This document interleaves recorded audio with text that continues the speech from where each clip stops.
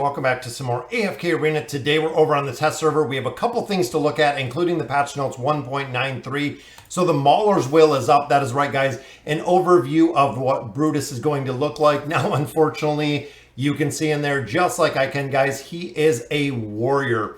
So this could really affect the class, could really affect the viability of it, because the warrior tree within the elder tree is, of course, a very, very weak tree in comparison to the mage tree or the ranger tree. It's going to really make a difference with the skills and abilities, but that really does, in my opinion, bring him down a notch when you look at his build. He is also continuous damage. Again, not sure if that's going to be good. I like the burst damage roll, possibly the tanking aspect. It looks like he is not going to be a tank at all, that he is going to be filling this warrior role, which is a little bit interesting because we literally just got Anasta, which looks and feels exactly as he does. So again, it's a might, it's a continuous damage, it's a warrior class. It seems like literally they're just doing an awakened version of Anasta, even though it is Brutus, which again, it is pretty sad to see, but I was hoping he would remain a tank. Unfortunately, he is a warrior, which again is kind of weird because it goes hand in hand with Anasta. Now right here, guys, patch notes 1.93, and I apologize for getting this to you late.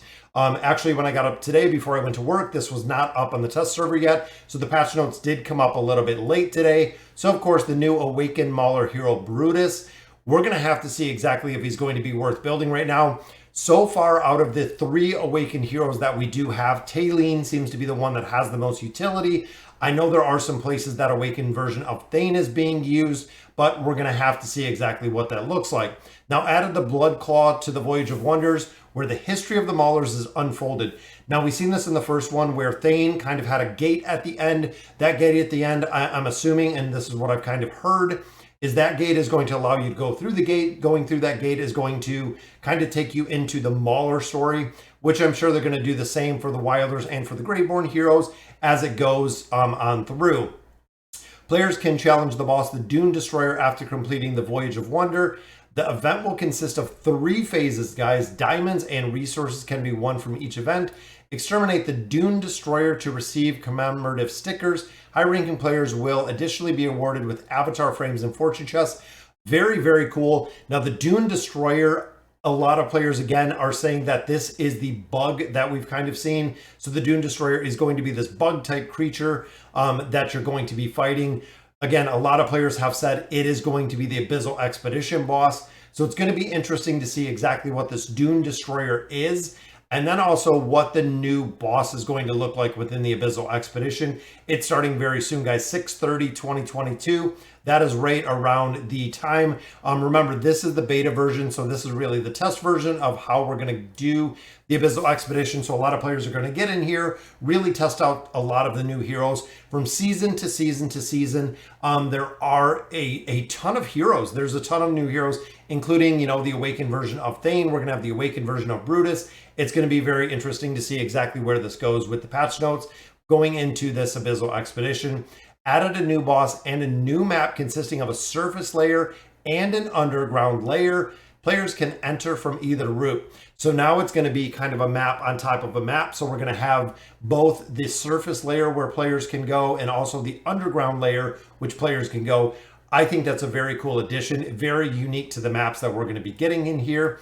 Added the Glorified Guilds leaderboard, which will display the top 5 guilds from the previous expedition. So pretty cool there. Raising the title of Star of Dawn to Prince will unlock 5 extra expeditionary forces. Adjusted the attribute value of Blessed Relics and enemies on the battlefield. In this experimental season, that is right, guys, it is the beta, like we've said before. Leaderboard display will be maintained, but ranks will not be issued. So there will be no rank rewards within the beta version, which we've seen in the past. So looking here, guys, added the new Brutal Citadel quest, which will become available after 960. Time emblems will be acquired. So if you've made a lot of progression within the Brutal Citadel or really pushing within the Brutal Citadel, you are going to be awarded with time emblems, just like we've seen from Thane. Going through that Lightbearer Tower, you're going to be awarded with the time emblems in there. Added a new chapter to the campaign, guys. Chapter 51, The Defiled Grave, also adjusted difficulty in certain stages of Chapter 50. I know there are a few guildies that are pretty close. I believe in season is in 49 right now. I think he was in 49 last that I checked. I check in every now and then, see exactly where he is. But that is incredible, guys. Being level capped is really the only way to get through there. And even at that point, it's like a 300 level deficiency to try to make stages in there, which is incredible. It is absolutely incredible when you get to that portion. Improve the rewards and match rules for the treasure scramble, which this is a permanent event, guys. This is something that absolutely needed to be updated. It seems like when you start going through here, as soon as you get to a decent rank, or as soon as I get to a decent rank, there's only a couple hours left. I got 2 of my elemental cores last time, which is kind of crazy. I hope they up the rewards in there, or I mean, honestly, they could just do away with the treasure scramble, put more rewards in AFK Arena, in our AFK rewards, and it would kind of be the same thing. There's not much you really do in there, which is sad. I hope they do make it a little bit more intuitive, or more, I guess, that you can actually do something in there to change up the formations, added medals and treasure scramble rank rewards, and improve the filters. Now, looking at some of the other changes, guys, increase the health of Dref summoned by the demonic entity in Twisted Essence and Cursed Realm.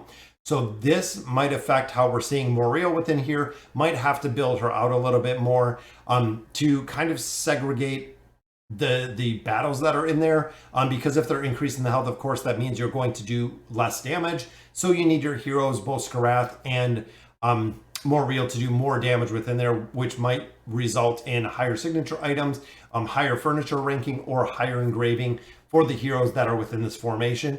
Or depending on what is coming out, you could possibly see an entire change within the formation. We might see Moriel, or we might see Taylene come into that formation. We're going to have to keep an eye on it and see exactly what happens. Now, some changes here, guys. Taylene fixed an issue with the incorrect shard text, actual battle reflector unchanged, fixed an issue in extreme cases, causing haste to be too high, leading to an ultimate skill to cast incorrectly. Lisu fixed an issue that resulted in a mismatch between the special effect animation. Granite fixed an issue. They said they were going to go back and kind of rework and look at a lot of heroes. We've seen a couple changes to Leofric, Titus, and to Mahira. So fixed an issue. Kelthar fixed an issue. Ullard improved the divine shield generation and consumption logic in the skill Sanctimony. Actual effects remain unchanged, which kind of stinks. And then, of course, Taylene fixed an issue that in extreme cases allow her attack while resurrected. So again, a couple little bug fixes, a little bit of a logic in there, which Ullard, it seems like they're doing a lot with him for some reason. Most players do not build him, but we're going to have to see. So definitely the Twisted Realm, Cursed Realm, we're going to have to pay attention to. Treasure Scramble, a little bit of a change. We're getting the time emblems from the Brutus Citadel. We have the Abyssal Expedition coming. Then, of course, guys, the Awakened Brutus. So we do have a couple little parts already. We have the Mauler's Will that is up. We also do have the Desert Affliction that is up as well. Continuing to build this out. Both of them are going to reward some cards, and both of them are going to do a video. So in addition to getting 10 cards out of there, the Mauler's Will, you will get 10 cards out of here with the video. Plus, depending on your progression within the Mauler Tower, you're going to get additional cards there as well. So cannot wait to see exactly how many cards we get out of this. Hopefully, I can build on my Awakened version of Thane, then possibly look at building Taylene or building the Awakened version of Brutus, depending on where they fall within the tier list. So guys, that'll do it for today's video. Let me know in the comments what you guys think. And as always, thank you guys for watching.